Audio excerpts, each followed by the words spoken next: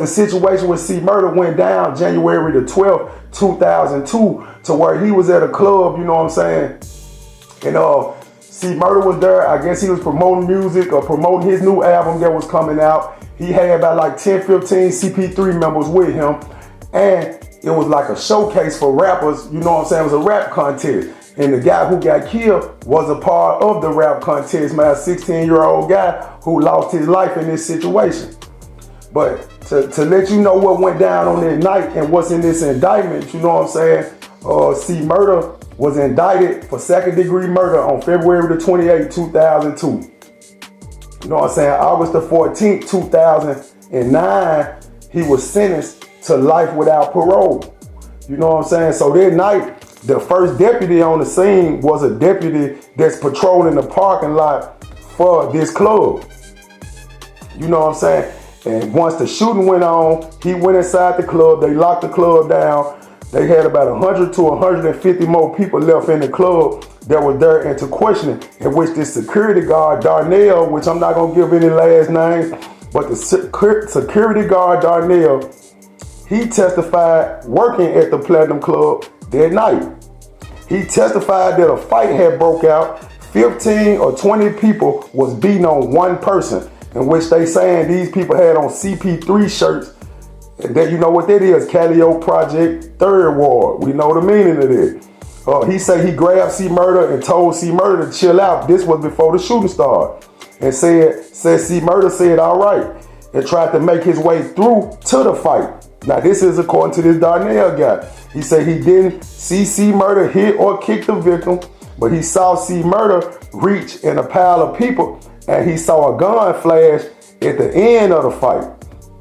So he didn't see a gun, he just saw C Murder reach out to a crowd, and he saw fire amongst 15 to 20 people. So how can you identify C Murder without a shadow of a doubt that he was the one that shot if you don't have a murder weapon, you don't have a gun, or you don't have anything else? But let's keep going.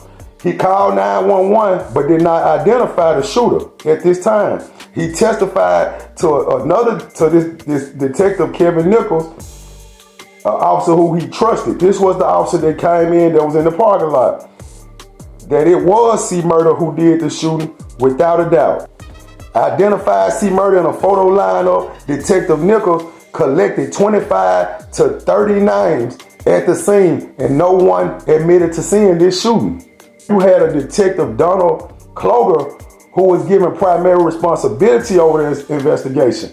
Detective Kloger once again asked Darnell what he had seen.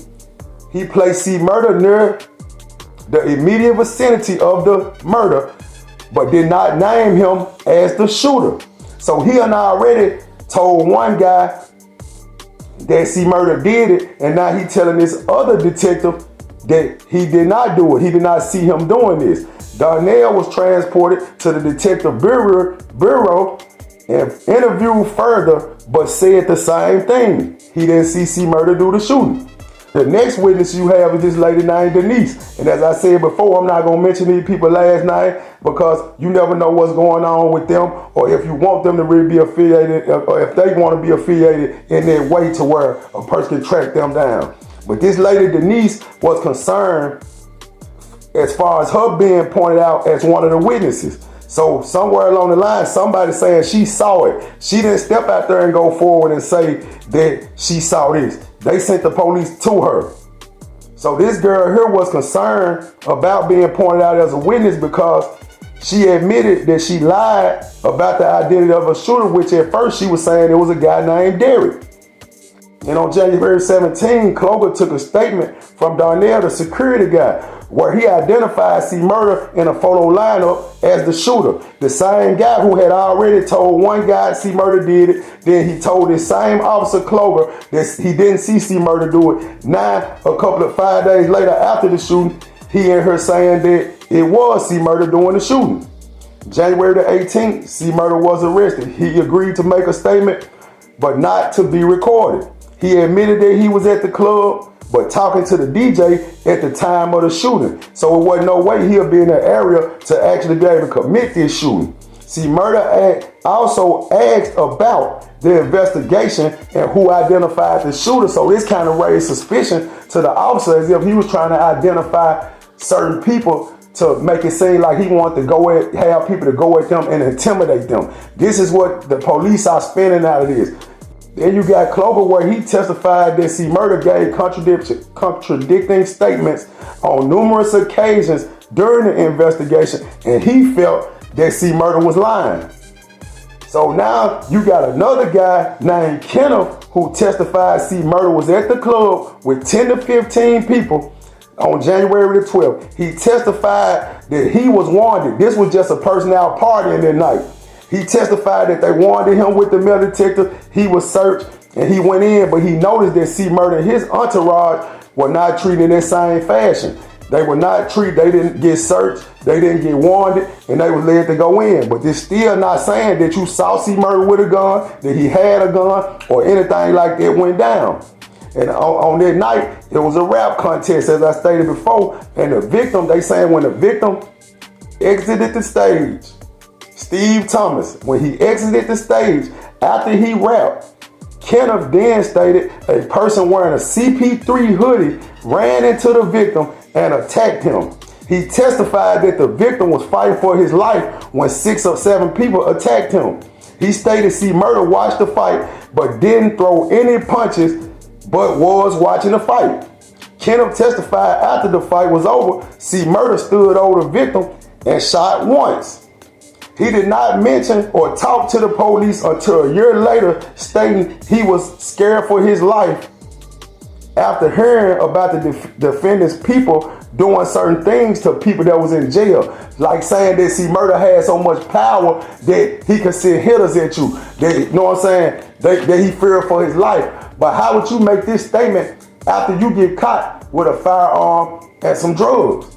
So it really don't add up. Like it's like this person traded a life for a life. And the police was so hungry to get C. Murder and to buckling down somebody in this case that this how this went down.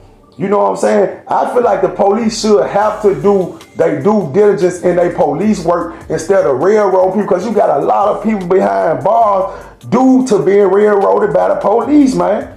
You know what I'm saying? This guy also, Kenneth, stated he was positive C. Murder did the shooting after being caught with these drugs and weapons. All of a sudden, a year later, you positive he did it. And he also spoke on he had lost a child during the midst of this time and saying that he felt guilty, you know what I'm saying, because standing from a parent's point of view, he would hate to be in a position that somebody did something to his child and they get away with it. So then the Steve Thomas father, he made a statement that saying that this guy was a fan. The victim was a fan of C. Murder. He had posters and stuff of No Limit in his room, Master P, Silk the Shocker. He was representing True and he was aspiring to be a rapper. And then another victim that they had in the case was this guy Kurt, the DJ at the Platinum Club at the time of the shooting. He stated he saw C. Murder a few times before, but that night he didn't see C. Murder. And he said C. Murder did not speak to him while he was DJing, or C. Murder didn't even come to the DJ booth that night, period. And he said he saw the fight and he turned the lights on, and then that's when the gunshots went off. But see, what the plot thickens is C. Murder defense had their own witnesses, and the witnesses that C. Murder had, all of them witnesses are saying that C. Murder was not a part of the fight, just like everybody else saying that he wasn't a part of that fight at all. You know what I'm saying? And the one girl saying there ain't no way he could have done the shooting, because when the fighting started, he moved her to the side and he was dancing with this girl. You know what I'm saying? So that's one story that's out there. Then you got another guy that was there, you know what I'm saying, that said he saw what he saw and he didn't speak on it because he knew for a fact C. Murder didn't do it. And you also had a young lady on the defense side, which was C. Murder side, that spoke up and said that the shooting took place before the lights came on. So that also contradicted the statement of the DJ. So how did they come up with the solution of who's lying and who telling the truth when they really don't have any facts? And it's supposed to be, it ain't what you know, it's what you can prove. What did they really prove on a factual basis dealing with C. Murder? Besides, they had some shaky witnesses. They really didn't have no evidence. And a lot of people made statements based on what they was getting out of the deal. There's a lot of officers out here that take it serious when you come into their city, when you come into their town, and you bring the stuff from where you from to where they at, from where you at right now at this present moment. So if you from Chicago and you go over there to Indiana and you start all the crime, guess what? Them officers in Indiana, they ain't gonna take kindly to this, man. That's just like with you down there in Dallas, that little town right outside of there, Rockwall. People already know don't go through their plan. Because outside of these major cities, man, you got them towns that don't play. They don't want that stuff spilling over to where they at. Just like Memphis and South Haven. Everybody know about this.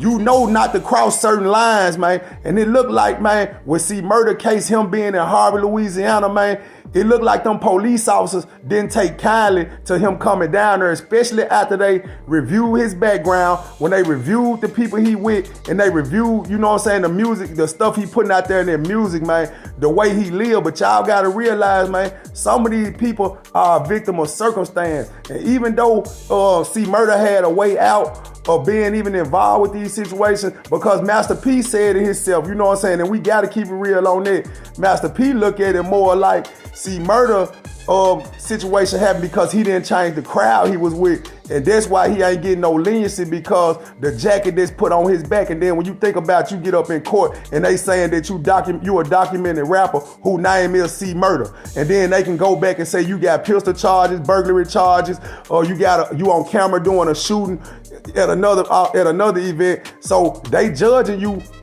based on your past, man. They judging you based on your image.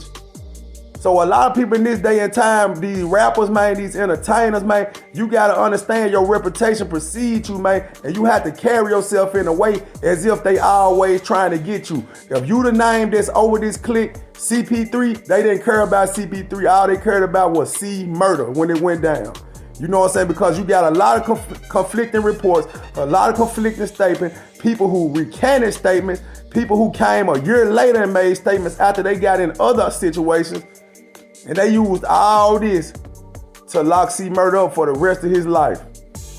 So people, we gotta wake up and understand in our community, man, sometimes it's a catch-22. You lose or you lose. Charity starts at home, people.